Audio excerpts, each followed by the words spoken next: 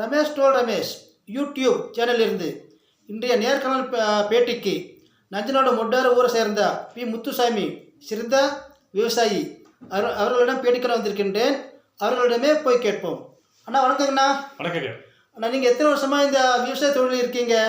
கிட்டத்தட்ட ஒரு 30 வருஷத்துக்கு மேலே பார்த்தீங்கன்னா நான் 10th வரைக்கும் தான் படித்தேன். சரிங்க. அதுக்கு மேலே நான் படிக்க சூழ்நிலை இல்லை. எங்கள் அப்பா அம்மா அவ்வளோ வசதியாக இல்லை. சரி. அதனால் படிக்க முடியல. சரிங்க. 15 வயசுலேயே விவசாயம் இறங்கிட்டேன். 15 வயசு விவசாயம் இறங்கிட்டீங்க? என்னுடைய 15 வயசுல இறங்கிட்டேன். இப்போ கிட்டத்தட்ட 56 வயசு ஆச்சுங்க. 56 வயசு. ஆமாம். அப்போ வந்து 40 வருஷமாக விவசாய இந்த ஃபீல்டில் தான் இருக்கேன். சரிங்க. விவசாயம் நல்ல மாதிரி பண்ணிட்டு இருக்கேன். இதுவே பெரிய உயிர் மூச்சா நினைச்சிட்டு இருக்கீங்க? கண்டிப்பாக விவசாயம் தான் உயிர் மூச்சு. சரி, இன்னைக்கு மட்டும் ஃப்ரீ இருக்கீங்க போல் இருக்கு. இல்லை, தோட்டத்தை போகணுங்க. இப்போ சாப்பாட்டுக்காக விட்டு அப்படிங்களா? இல்லை, பொதுவாக உங்களெல்லாம் பிடிக்க முடியாது. கண்டிப்பாக காலை 7 மணி 8 மணி வந்தால் தான் பிடிக்க முடியும். ஏன்னா நிறையா பேட்டி எடுத்திருக்கேன்.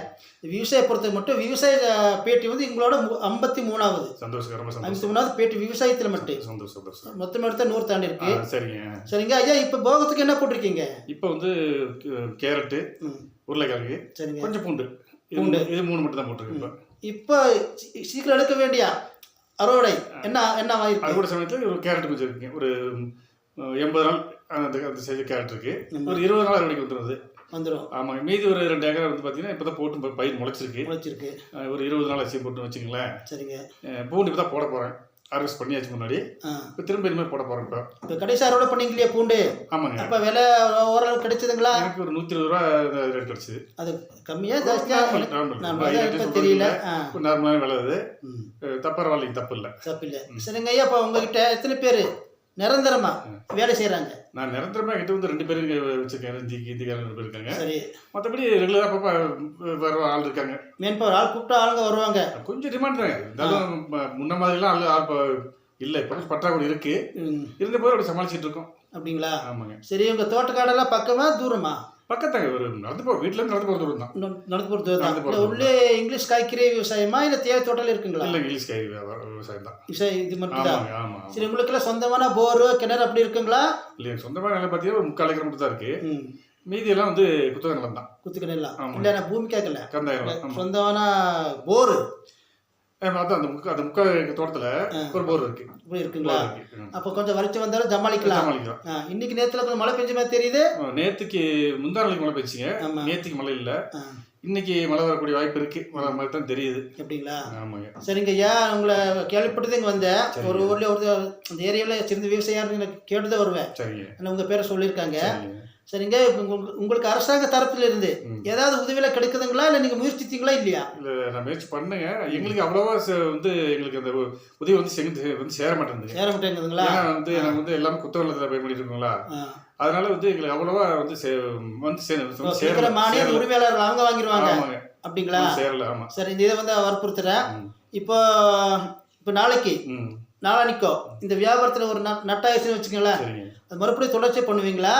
நட்டை வந்துருச்சின்னு இப்படியே வீட்டில் முடங்கிடுவீங்களா? இல்லை இல்லைங்க. இப்போ விவசாயம் ஆகட்டும், வியாபாரம் ஆகட்டும், லாபம் நட்டம் 2மே கலந்து தான் இருக்கும். சரி. எப்பவுமே லாபமே வந்துட்டு இருக்காது, நட்டமாகவும் ஆகிட்டு இருக்காது. நட்டம் வந்துருச்சு சொல்லி கைவிட்ட போகல. நம்ம அப்படி கைவிட்டு தான் 40 வருஷமா தொடர்ந்து வந்துருக்க முடியாது இல்லைங்களா? முடியாது. கடன் வாங்கியாவது விவசாயத்தை பண்ணணும். கண்டிப்பா. உயிர் மூச்சு. ஆமா ஆமா. அது வீட்டில் ஒரு செல்ல குழந்தை மாதிரி நினைச்சிட்டு இருக்கீங்க. விவசாயத்தில் பண்ண முடியுங்களா என்ன? சரிங்க. பண்ணிட்டு இருக்கோம். பெரும்பாலும் எனக்கு வந்து அவ்வளோ பெரிய நஷ்டமா வந்தது இல்லைங்க. இல்லை. சரி சரி. என்னுடைய உழைப்பு அப்படி. நீங்களும் உழைப்பு தான். ஆமா, நாங்கள் உழைப்புனால உழைப்பால் தான் முன்னுக்கு சொல்லி வச்சுக்கலாம். சரி சரி. காலையில் 7 மணிக்கு தொடர்ந்து போனோம்னா 7 மணி கூட ஆயிருங்க. ஆமாம், நிறைய விஷயங்கள் கேள்விப்பட்டா இப்படி சொல்றாங்க. அப்படி இருக்கு. சரிங்க ஐயா, எங்கள் சேனலை பற்றி என்ன நினைக்கிறீங்க? ரமேஷ் டோல் ரமேஷ். இல்லை, நீங்கள் பண்ணுறது சந்தோஷம். நிறைய பண்ணிட்டு இருக்கீங்கன்னு கேள்விப்பட்டேன். சரிங்க. ரொம்ப சந்தோஷம் உங்களுக்கு இதை பற்றி. விவசாயம் பற்றி இப்போ பேட்டியில் எடுத்துட்டு இருக்கீங்க. நிறைய பேட்டி. உங்களோட 53வது பேட்டி சொன்னீங்க. சந்தோஷங்க. நல்ல இடத்துல தெரிஞ்சு வெளியே போட்டு ரொம்ப நல்லது. சரி சரிங்க. சரிங்க ஐயா, நீங்கள் ரொம்ப பிஸியாக இருக்கிறதா சொன்னாங்க. சரி, உங்கள் வீட்டு வேலை நடக்கிறதுனால உறவுல இருந்தால் இருக்கலாம்னாங்க. வந்தேன், பார்த்தேன், நீங்கள் இருந்தீங்க. எனக்காக நேரம் ஒதுக்கி எங்கள் சேனல் ரமேஷ் டோல் ரமேஷ் சேனலுக்கு பேட்டி கொடுத்தமைக்கு மிக்க நன்றிங்க ஐயா. இன்னொன்று சொல்ல விரும்புங்க. இப்போ எங்கள் ஊர் சொல்லுங்க. இது வந்து வெளியே போடுறதுனால 4 பேர் பார்ப்பாங்க இல்லைங்களா? இன்னொரு குறையை சொல்ல வரேன் நான். சொல்லுங்க. கேட்டீங்கன்னா, இப்போ எங்கள் ஊரில் வந்து ஒரு சின்ன ஓடை ஒன்று போயிட்டு இருக்குங்க. கிட்டத்தட்ட நரிகுழியிலிருந்து கப்பத்தூர் வழியாக அப்படியே பாலடா வழியில் அப்படி போயிட்டு இருக்குது. ஒரு ஓடை போயிட்டு இருக்குங்க. இப்போ அது என்னாச்சுன்னு பார்த்தீங்கன்னா, அடிக்கடி மழை பெஞ்சு மண் தேங்கிடுது. சரி. அந்த மண் தேங்கிறதுக்கு என்ன முக்கிய காரணம் அப்படின்னு கேட்டீங்கன்னா, இந்த மண் அரிப்பை தடுக்கிறேன்னு சொல்லிட்டு அரசாங்கத்தை என்ன பண்ணிடுறாங்கன்னா அந்த கால்வாயிலே குறுக்க அங்கங்கே தடுப்பு கரை கட்டிடுறாங்க. ஆமாங்க. தடுப்பணை கட்டுறதுனாலவே மண் அதிகமாக தேங்கிடுது. அது தேக்க வைத்த மண்ணை அடிக்கடி கவர்மெண்ட் எடுக்கிறது இல்லையா, இப்போ ஒரு டைம் எடுக்கிறாங்க, ஒரு 4 வருஷத்துக்கு 5 வருஷத்துக்கு ஒரு டைம் எடுத்துடுறாங்க. அந்த அணை கட்டிடுறதுனாலேயே மண் அதிகமாக தேங்கிடுது. உங்களுக்கு பாதிப்பு. ஆமாங்க. மழை அதிகமாக பெய்யுதுன்னா தண்ணி எல்லாம் வந்து விவசாய நிலத்தில் புந்துச்சுங்க. இப்போ நிறைய பேர் வந்து எடுத்து சேனலில் போட்டிருக்காங்க, நம்ம வாட்ஸ்அப் சேனலில் போட்டிருக்காங்க. இப்போ தெரியுங்க.